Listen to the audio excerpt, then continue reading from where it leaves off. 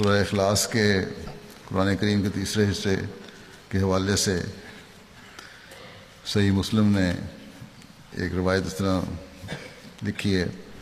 حضرت ابو ہریرہ رضی اللہ عنہ روایت کرتے ہیں کہ رسول اللہ صلی اللہ علیہ وسلم نے فرمایا تم جمع ہو جاؤ، میں تمہیں قرآن کا تیسرا حصہ پڑھ کر سناؤں گا.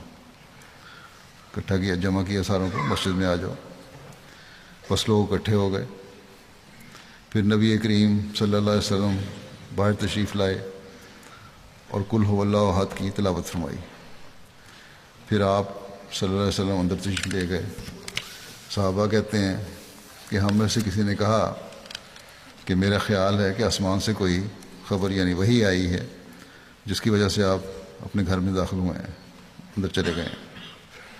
پھر نبی کریم صلی اللہ علیہ وسلم باہر تشریف لائے اور فرمایا میں نے تم سے کہا تھا کہ میں تم پر قرآن کا تیسرا حصہ پڑھوں گا.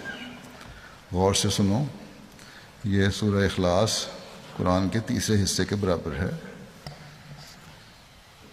آپ صلی اللہ علیہ وسلم نے اس کو تیسرا حصہ کیوں کہا؟ اس لیے کہ اللہ تعالیٰ نے قرآن کریم کو توحید کو ثابت کرنے اور اس کے قیام کے لیے نازل فرمایا.